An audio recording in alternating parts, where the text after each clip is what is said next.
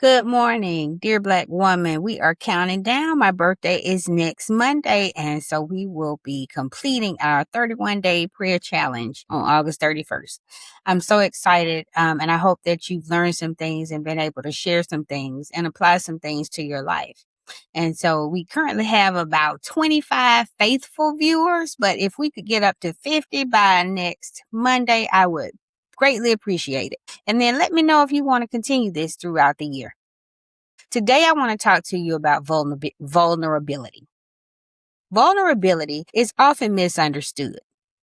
It's not presented as weakness, but honesty before God, humility before others, and courage to trust God with all your heart. Psalm 62:8 says, "Trust in him at all times. Pour out your hearts to him, for God is our refuge." Vulnerability begins when you pour out your heart to God.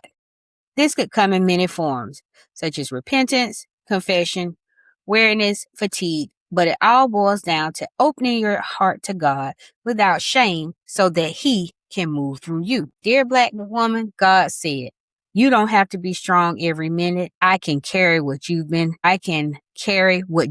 carrying." Let us pray. Dear God, we come to you today with open hearts and open minds. We come to you to be vulnerable, to cry out and pour out anything that's on our heart and minds and spirit that may be holding us back in a place where we're not giving 100% to you and to everything else. Dear Black woman, we come to you with God in mind to let us know that we don't have to carry everything.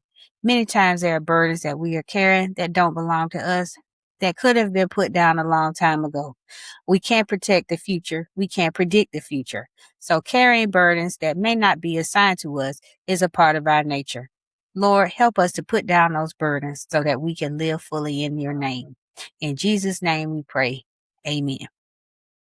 Dear Black woman, what are you carrying today that you can let go?